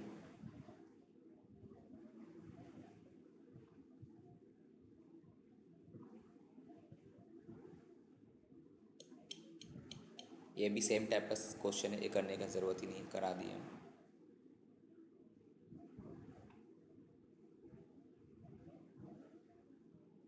ये एक बार देख लो 2007 में, ये तो स्टडी मैट का क्वेश्चन है, ये भी करने का ज़रूरत नहीं, अभी हम जस्ट कराएं। नवंबर 13 में क्या क्वेश्चन आया था? कॉस्ट ऑफ मशीन इतना है, सैलवेज वैल्यू इतना, तो दिस माइनस दिस, ठीक है, डिवाइडेड बाय लाइफ, तो तुम्हारा डिप्रेशन पर घंटा का आ जाएगा। अब एक साल का वर्किंग आवर्स दिया हुआ 3000, ठीक है, आवर्स रिक्वायर मेंटेनेंस का 400, तो इफेक्टिव आवर कितना होगा? 400 माइनस हो जाएगा ना, आगे नहीं। उसके बाद setting up time require 8% of actual our, जो एक्चुअल आवर है उसका 8%, तो इन तीनों को कंसीडर करके ये वर्किंग आवर्स था, इसमें से तुम्हारा आवर्स रिक्वायर्ड फॉर मेंटेनेंस कितना होगा? 400, तो अल्टीमेटली ये था मेरा एक्चुअल आवर्स उसका बोला है कितना, इतना हमको चाहिए, उसका बोला है कि setting up time require 8% of actual working hours, तो बेसिकली एक्चुअल वर्किंग आवर्स तो ये है, इसका मतलब ये कितना होगा, तुम यार इस तरह से काउंट करो, तो 3000 माइनस 400 जो आ रहा है तुम्हारा, बेसिकली कितना आ रहा है? 2600 जो आ रहा है, ठीक है। अब एक्चुअल आवर क्या होगा? ये अगर ये तो कम होगा, ये अगर मेरा 100 है एक्चुअल आवर्स, ये अगर 8 है तो कितना होगा? 108 होगा ना, उल्टा। हमको एक्चुअल आवर कैलकुलेट करना था, बट यहाँ पे 8% ऑफ एक्चुअल आवर बोल दिया था, तो 8/108 होगा कैलकुलेट करने के लिए, जो भी आएगा तुम्हारा फिगर। 3000 से 400 माइनस से तो मेरा 2600 होता है, बट ये जो 2600 है, ये 2600 में तुम्हारा ये 1 नाइट सेटिंग अप टाइम भी घुसा हुआ है, तो इसका मतलब क्या है? एक्चुअल आवर अगर 100 है, सेटिंग अप टाइम बोलते हैं 100 का 8, तो ये क्या है तब? 108 है, तो इसको डिवाइडेड बाई 108 करना होगा, ये वाला को, दिस माइनस दिस का जो आया फिगर, डिवाइडेड बाई 108 इंटू 8 करने से तुम्हारा 193 आएगा, ठीक है। बस ये कैलकुलेशन में फोकस करना है तुमको, बाकी सब सिंपल है। Now when setting up time is unproductive, तब ऐसा अगर बोलता है कि नहीं सेटिंग अप टाइम प्रोडक्टिव है तो माइनस नहीं होगा, तो डायरेक्ट 3000 तुम लिया, तो आवर्स रिक्वायर्ड फॉर मेंटेनेंस कितना? 400, एक्चुअल आवर कितना? 2600, खत्म। जहाँ भी प्रोडक्टिव है तो काउंट होगा, जहाँ पे नॉन प्रोडक्टिव है वो माइनस होगा तुम्हारा। अब कौन करने क्या बोला है? अरे यार क्वेश्चन, पावर बोला कि पर आवर का इतना है, तो पर आवर का रेट डायरेक्ट बता दिए, 25 यूनिट एक घंटा का है, 5 power 25 units at the rate ₹5 per unit, per hour, एक आवर्स में इतना तो यूनिट खाता है, एक आवर, एक घंटा में मशीन 25 यूनिट खाता है, उसका रेट है ₹5 करके, तो तुम्हारा पावर का आ जाएगा कॉस्ट, ठीक है। कॉस्ट ऑफ रिपेयर मेंटेनेंस इतना पर एनम साल भर का है, तो डिवाइडेड बाय तुम आवर्स डायरेक्ट करेगा लास्ट में, तो हो जाएगा तुम्हारा पर आवर का rate. Chemical required for operating the machine इतना पर मंथ इंटू 12 करके लास्ट में डिवाइड कर देना आवर से। ओवरहेड चार्जेबल, ये सब एक बार बार डिवाइड मत करना आवर से, एक बार में टोटल करके लास्ट में एक बार डिवाइड करना। ओवरहेड कितना? 28,000 पर मंथ इंटू 12 करो, लास्ट में ऐड करके डिवाइड करना। Insurance premium 2% of the cost per, ये एक ही बार में लास्ट में डिवाइड 12 करना। Number of operator 2, looking after 3 other machine also, तो टोटल खर्चा लेना डिवाइडेड बाय 3 करना, तो एक मशीन का पीछे खर्चा मिल जाएगा। सैलरी पर ऑपरेटर का पर मंथ कितना है, तो इंटू 2 इंटू 12 डिवाइडेड बाय 3, तो एक मशीन का खर्चा मिल जाएगा। एकदम सिंपल है ना। देखो ओवरहेड 18,000 इंटू 12 हो गया, इंश्योरेंस हो गया, ऑपरेटर ये कितना था? डिवाइड बाय 4 मशीन था तुम्हारा क्वेश्चन में, कितना मशीन था क्वेश्चन में?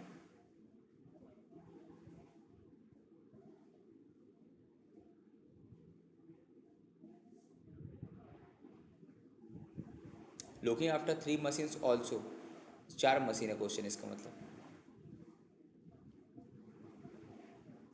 इसको छोड़ कर तीसरा मशीन भी देख रहा था, तो 4 मशीन है यहाँ पे, दैट इज 1 + 3 4, इसलिए 4 मशीन को, ये 3,77,000 को तुम आवर से डिवाइड करो तो आ जाएगा। अब डेप्रिसिएशन हुआ, आवर से डिवाइड करो, ये 1 घंटा का ऑलरेडी है, ये भी आवर से डिवाइड करो, ये भी आवर से डिवाइड करो, ये आइदर ये कर सकता है या फिर ये जो खर्चा आ रहा था टोटल लिख के डायरेक्ट एक ही बार में तुम आवर से डिवाइड करो, ठीक है।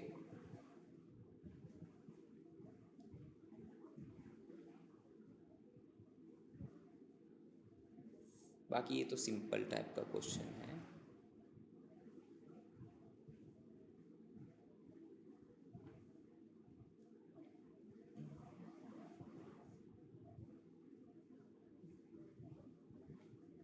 अब ये वाला दिसंबर 21 में क्वेश्चन आया हुआ है, इसको करना है।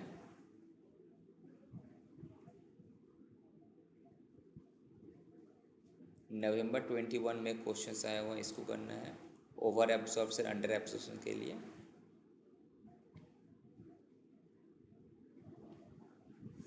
ये नवंबर 11 वाला, ये 3 क्वेश्चंस करना है बेसिकली।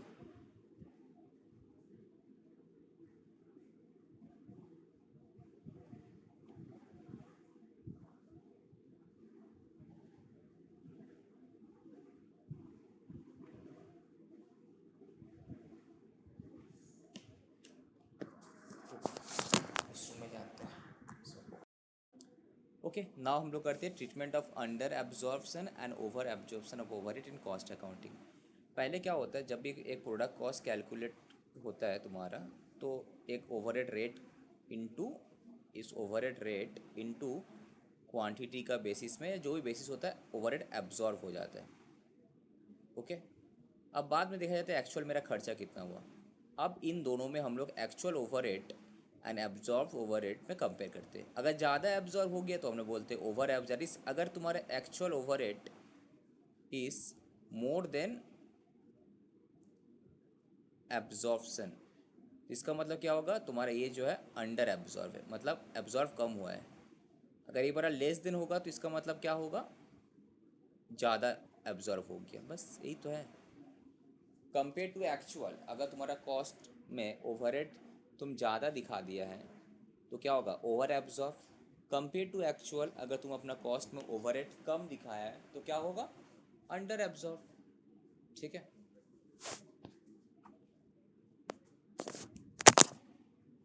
अब देखो जैसे कि इज देयर, ये वाला सिचुएशन देखो, ये तुम बजटेड फिगर था तुम्हारे पास, ठीक है, और ये एक्चुअल फिगर है। तो अमाउंट ए यूनिट था, अमाउंट एंड यूनिट। अब एब्जॉर्व कैसे हुआ था तुम्हारा, 1/2, मतलब कितना, 1 रुपया करके था।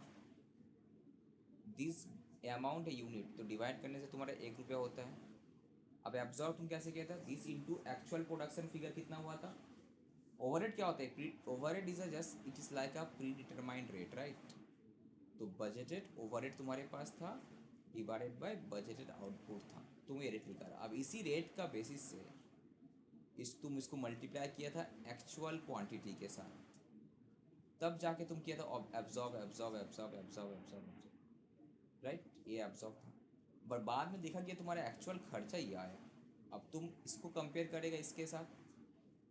एब्जॉर्प्शन कैसे होता है, ओवरहेड का रेट इनटू एक्चुअल क्वांटिटी, जो बेसिस में हम लोग किए थे, राइट, प्रोडक्शन क्वांटिटी, इतना मेरा एब्जॉर्ब हुआ। अब जब तुम कंपेयर करें इसके साथ, जैसे कि तुम्हारा खर्चा कितना है, 110, एब्जॉर्ब कितना है, क्या 100, तो इसको तुम क्या बोलेगा, अंडर एब्जॉर्ब बोलेगा ना ओवर एब्जॉर्ब बोलेगा। कॉस्ट में अंडर एब्जॉर्ब हुआ, कम एब्जॉर्प्शन दिखाए हम। इस केस में 90 हो रहा, बट तुम्हारा एब्जॉर्प्शन 100 हो गया, तो यहाँ पे ओवर एब्जॉर्प्शन हो रहा है। समझ में आ रहा है। तो हम लोग का जो प्री डिटरमाइंड रेट था 1 था, अब इनटू हम एक्चुअल आउटपुट करके ओवरहेड एब्जॉर्ब करा दी थे। पर बाद में जब एक्चुअल खर्चा पता चला कम बेसी है, तो अगर एक्चुअल खर्चा ज़्यादा है इसका मतलब तुम्हारा कॉस्ट में अंडर एब्जॉर्ब हुआ है, एक्चुअल खर्चा कम है इसका तुम्हारा कॉस्ट में ओवर एब्जॉर्ब हुआ। अब इसका सर ट्रीटमेंट क्या होगा, बोला इज देयर एनी अंडर या over absorption over it. Yes, अगर है तो कितना है, अमाउंट ऑफ अंडर कितना है। अगर स्मॉल है तो कॉस्टिंग पीरियड में तुम लेके चले जाओ, नहीं है तो ड्यू टू रॉन्ग एस्टिमेशन का वजह से हुआ है, यस तो तब भी कॉस्टिंग पीरियड में लेके चले जाओ। रॉन्ग एस्टिमेशन वजह से नहीं हुआ है तो तुम एक काम कर सकता है, सप्लीमेंट्री रेट तुम कैलकुलेट कर सकता है and charge to cost of sales में तुम ले, मैंने अगेन एक रिवाइज तुम रेट कैलकुलेट कर सकता है, सप्लीमेंट्री रेट जिसको हम लोग बोलते हैं, उसको तुम क्या करना फाइनली प्रोडक्ट का कॉस्ट में लेके जा सकते, charge to cost of sale या फिर फिनिश गुड्स या फिर WIP के अकाउंट में। बोल रहा है कि as regards the treatment of such debit credit balance the general view is that if the balances are small, माने जो अंडर एब्जॉर्प्शन व ओवर एब्जॉर्ब का बैलेंस अगर स्मॉल है अगर small then they should be transfer to the costing PL account में लेके चले जाओ। तो कॉस्ट शीट में कॉस्ट ऑफ प्रोडक्ट में चार्ज करने का ज़रूरत नहीं, तुम कॉस्टिंग पीएल अकाउंट में लेके चले जाओ। The cost of individual product इसमें से इंक्रीज भी नहीं होगा, डिक्रीज भी नहीं करने का ज़रूरत नहीं है। ओके, बट हाउ एवर यहाँ पे फोकस करना है, but however the difference is large and it is due to wrong estimations. Because क्या ओवरहेड जो तुम प्री कैलकुलेट किया था, ओवरहेड का रेट, दैट मीन्स तुम जो एस्टिमेटेड खर्चा लिए था, बजटेड एक्सपेंडिचर जो हम लिए थे, ये एक एस्टिमेशन था, ये रॉन्ग था। और तुम बजटेड आउटपुट से जो डिवाइड, ये रॉन्ग, ये सही नहीं था। तो इसका वजह से क्या करने पड़ेगा हमको, सप्लीमेंटरी रेट कैलकुलेट करने पड़ेगा। किस तरह से, जो जितना तुम्हारा अंडर एब्जॉर्ब हुआ या फिर ओवर एब्जॉर्ब हुआ, उसको तुम एक काम करो, जो एक्चुअल प्रोडक्शन हुआ ना उसे डिवाइड कर दो। सपोज तुम्हारा अंडर एब्जॉर्ब ओवर एब्जॉर्ब हुआ 1,00,000 रुपया, राइट। अब इसको क्या करना, अगर अंडर एब्जॉर्ब हुआ तो और ऐड करना है, ओवर एब्जॉर्ब हुआ तो माइनस करना है, राइट। अब कितना से डिवाइड करें, ऑब्वियसली बात है हमको पूरा प्रोडक्ट्स में लेके जाना है, तो यूनिट प्रोडक्शन से तो रेट निकल जाएगा। अब इसी रेट से प्लस माइनस कर देंगे तो हो जाएगा मेरा। तो supplementary overhead rate as calculated is apply to finish goods, अगर फिनिश गुड्स वाला WIP या फिर गुड्स फिनिश एंड सोल्ड में, राइट। तो सपोज अगर तुम्हारा क्या हुआ होगा, अंडर एब्जॉर्ब हुआ होगा, तो अंडर एब्जॉर्ब में तुम क्या करेगा, कॉस्ट का कॉस्ट बढ़ाएगा ना कमाएगा, कॉस्ट ऑफ प्रोडक्ट बोलो। अगर अंडर एब्जॉर्ब होकर बढ़ाएंगे तो ऑब्वियसली बात है स्टॉक ऑफ फिनिश गुड्स को डेबिट करेंगे। अगर ये फिनिश गुड्स का था या सीमित था तो उसको डेबिट करेंगे, राइट। या फिर बिक गया तो उसको डेबिट करेंगे उसी रेट में, सप्लीमेंट्री ओवरहेड रेट में। अगर तुम ज़्यादा एब्जॉर्व किया तो तुम डेबिट नहीं करे, क्रेडिट करे, कमाएगा बेसिकली, बस। ठीक है, फंडा समझ में आया। एक्चुअल खर्च हम लोग क्या करते हैं, कॉस्ट शीट जब बनाते हैं हम लोग क्या करते हैं, एक प्री डिटरमाइन रेट का बेसिस में based on the actual output absorb करा दिए थे खर्चा, ठीक है। और एक्चुअली देखा क्या रहे मैं तुम्हारा ओवरहेड कुछ और ही है, तो जो अंडर एब्जॉर्ब ओवर्शन हुआ उसको तुम और ऐड कर दो, और ओवर एब्जॉर्प्शन तो उसको माइनस कर दो, ऐसा कर सकता है। या फिर एक तुम प्री और एक तुम सप्लीमेंट्री रेट तुम कैलकुलेट कर लो, जो जितना ओवरहेड अंडर व ओवर हुआ उसको प्रोडक्शन से डिवाइड करके, तो उसी रेट से तुम प्लस माइनस कर दो। अगर बढ़ाना है तो डेबिट कर दो, कमाना है तो क्रेडिट कर दो, सिंपली। अब सपोज ये क्वेश्चन नंबर 8 है। Total overhead expenses of a factory is 4,46,380, okay. Taking into account the normal working of the factory, overhead was recovered in production at rupees 1.25 per hours.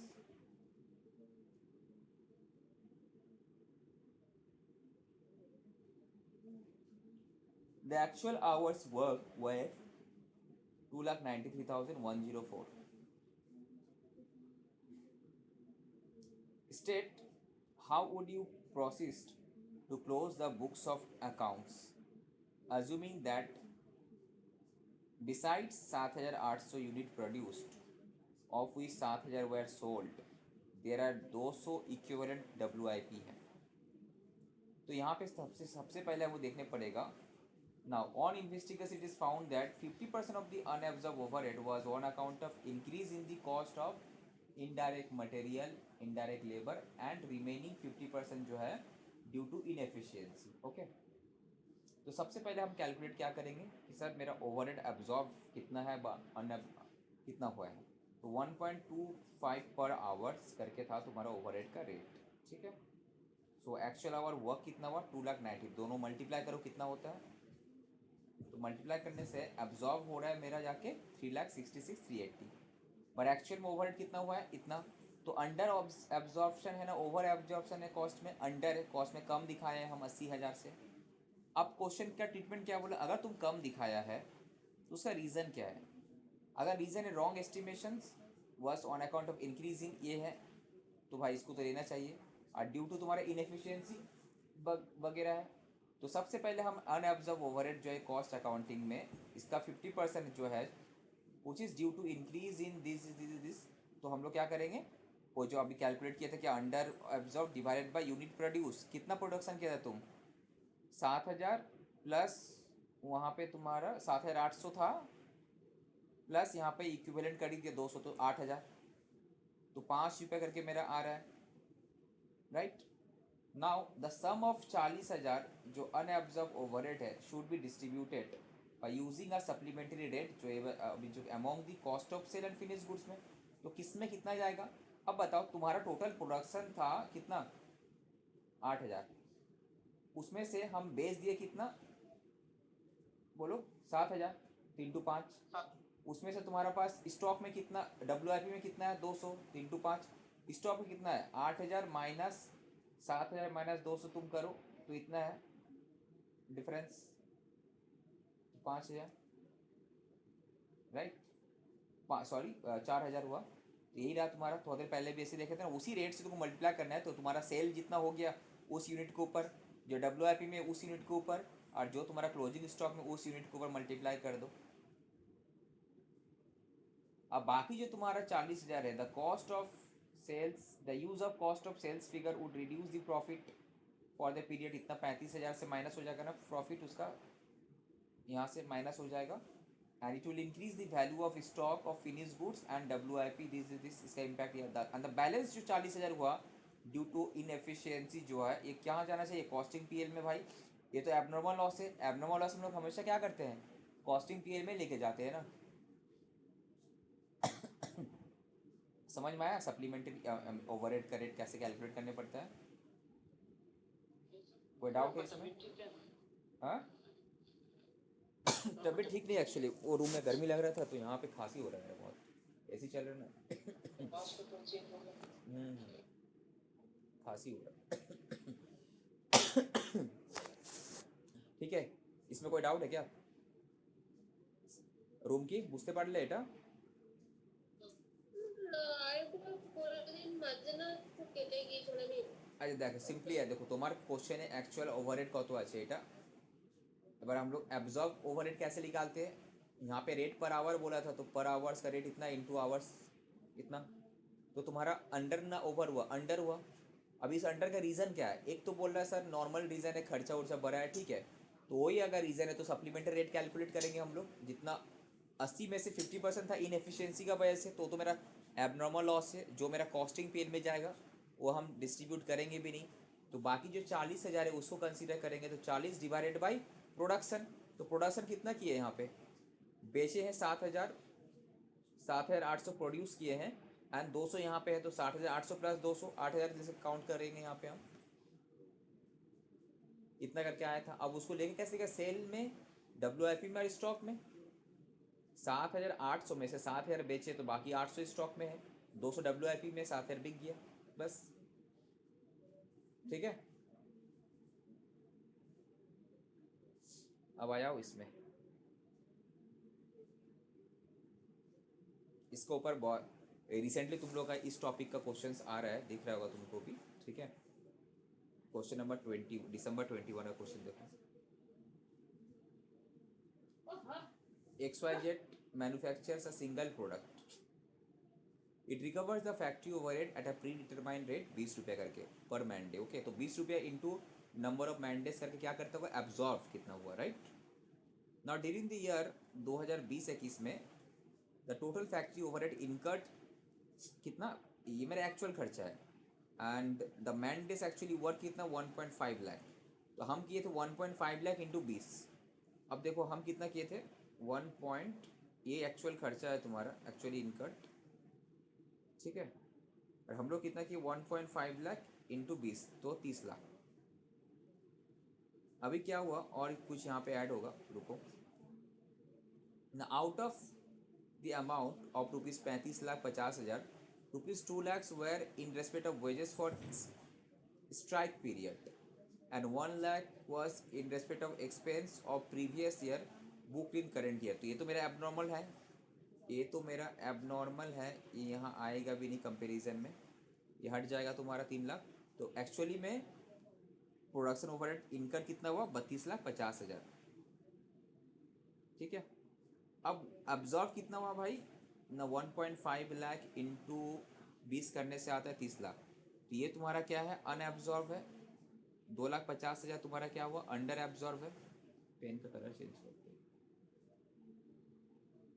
समझ में आया ये वाला कि नहीं समझ में आया?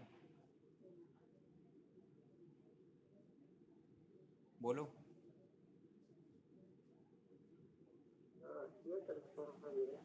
ये तो यार क्वेश्चन तो बता दिया, 35,50,000 तुम्हारा एक्चुअल ओवरहेड इनकर किया और तुम एब्जॉर्व कितना किया, इस इन दोनों पे फोकस कर। बोल दिया ना 150 lakh unit lakhs man days है और एक मैन डे का पर डे का 20 रुपया करके मिलेगा, तो तुम एब्जॉर्व इतना किया। फर्स्ट ऑफ ऑल इन दोनों में कोई डाउट नहीं है। आप क्वेश्चन में बता दिया कि भाई इसमें से 2 लाख का तुम्हारा स्ट्राइक का खर्चा है और ये जो तुम्हारा लास्ट ईयर का खर्चा है, तो ये तो इस साल का है ही नहीं, तो ये आएगा ही नहीं। और ये लास्ट ईयर का तो एबनॉर्मल खर्चा है स्ट्राइक का, तो और भी नहीं है, कंपेरिजन में वो आएगा ही नहीं 32,50,000 में, बिकॉज एबनॉर्मल खर्चा तो डायरेक्ट कॉस्टिंग पीरियड में चले जाएगा तुम्हारा।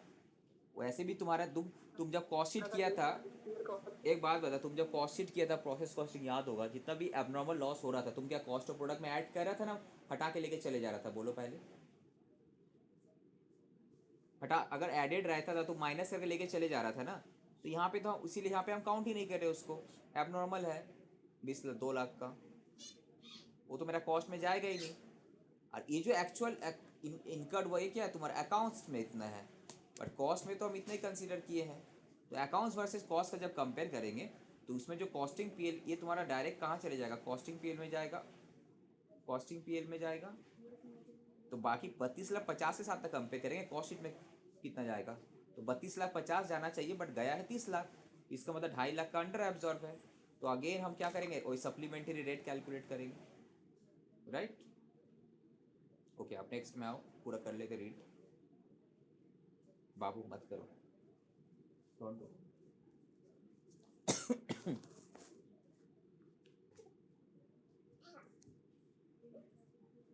Now during the period 50,000 unit actually में बिका, ठीक है। Eight the end of the period 12,000 completed units were held in stock, इतना स्टॉक में था, इतना बिका, इतना स्टॉक में था। प्रोडक्शन कितना, 50 + 12 मतलब हो गया 62। There was no opening stock, right? तो इसका मतलब प्रोडक्शन कितना था, समझ में आ गया तुम लोगों को? प्रोडक्शन कितना हुआ, 62 होगा, इसका मतलब ये सेल इतना हुआ है यानी ये तुम्हारा बचा हुआ स्टॉक है, तो 62,000, इसका मतलब हम क्या किए होंगे, प्रोडक्शन किए होंगे, ठीक है। Similarly, there were no stock of uncompleted units at the beginning, but at the end of the period there were 20,000 completed units, जिसमें से 65% complete in all respect है। तो 20,000 का 65% करेंगे तो हमको इक्विवेलेंट फिनिश गुड्स का यूनिट मिल जाएगा ना। So now on investigation, it was found that 40% of the unabsorbed overhead were due to factory inefficiency. तो 40% तुम्हारा कहाँ जाएगा, कॉस्टिंग पीएल में जाएगा, जो हम cost part of cost of product होगा नहीं, तो 40% को हम एलोकेट करेंगे भी नहीं, राइट? तो तुम्हारा जो आया था 2,50,000, इसमें से 40% जाएगा नहीं, ये कॉस्टिंग पीरियड में चले जाएगा, प्रोडक्ट में नहीं जाएगा, and the rest were attribute करेंगे हम लोग, ठीक है। तो सेम टाइप का है। इसका मतलब क्या हुआ यहाँ पे कि सर ये जो था 2,50,000 का 40% जो था, ये अंडर एब्जॉर्ब जो हुआ ड्यू टू दिस इनएफिशिएंसी, तो एबनॉर्मल है, ये should be debited to costing PL account, तो प्रोडक्ट का कॉस्ट में नहीं जाएगा first of all, right? Ashish समझ में आ रहा रूम की? Yes sir. अब बाकी जो तुम्हारा बैलेंस बचा ये क्या अंडर एब्जॉर्ब है, इसको तो तब क्या करेंगे, सप्लीमेंट्री रेट कैलकुलेट करेंगे, कैसे, 1,50,000 डिवाइडेड बाई, रेट कैलकुलेट करना है तुमको। यहाँ पे रेट कैलकुलेट करने के लिए हमको सबसे पहले हमको चाहिए है तुम्हारा इक्विवेलेंट यूनिट्स चाहिए हमको। रेट हम लोग कैलकुलेट कहाँ की थे, ये रहा 75,000 यूनिट हो रहा तुम्हारा। प्रोडक्शन कितना था, ये खर्चा है तुम्हारा, अब प्रोडक्शन कितना है, 60,000 था यहाँ पे, सॉरी 62,000 था, 50 + 12,000 क्लोजिंग स्टॉक 62 था, प्लस ये जो 20,000 का 65%, राइट? तो 50,000 + 12,000 तो था ही, प्लस जो मेरा WIP था, WIP में कितना था, 20,000, उसका 65% कंप्लीट था, तो तुम्हारा आ जाएगा वही कितना, 75,000 आया ना। ये 13,000 आया, ये 12,000, ये 5,000, तो 75,000 आया ना। 2 रुपये का भाई रेट आ रहा है, तो 2 रुपये का रेट जो अगर आ रहा है तो बस मल्टीप्लाई कर दो, WIP कितना था, 13,000 × 2, finish goods 12,000 × 2, cost of sales में 50,000 इंटू 2, तो ये तुम्हारा आगे डिस्ट्रीब्यूट हो गया। 1,50,000 डिस्ट्रीब्यूट करना था ना सब में, WIP में कितना जाएगा, फिनिश गुड्स में कितना जाएगा, कॉस्ट ऑफ सेल में कितना जाएगा, हो गया। अब तुमको अकाउंटिंग एंट्री करना है, तो तुम WIP को जो जिसको तुम इंक्रीज करेगा डेबिट, फिनिश गुड्स को डेबिट, कॉस्ट ऑफ सेल को डेबिट, कॉस्टिंग TL को डेबिट, और बाकी ओवरहेड कंट्रोल को 2,50,000। समझ में आया? इंपॉर्टेंट एग्जाम में इस टाइप का सम्स आ सकता है। कोई डाउट? आशीष कुमार समझ में आया? देखो ये ओवरहेड रेट कैसे क्या, ये ओवरहेड, हाँ बोलो बोलो।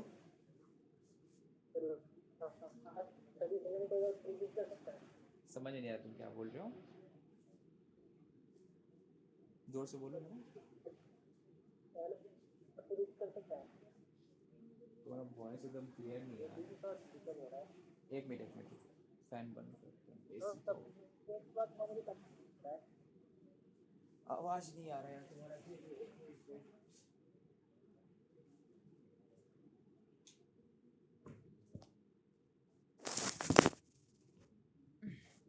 हाँ बोलो तो क्या बोल रहे हो?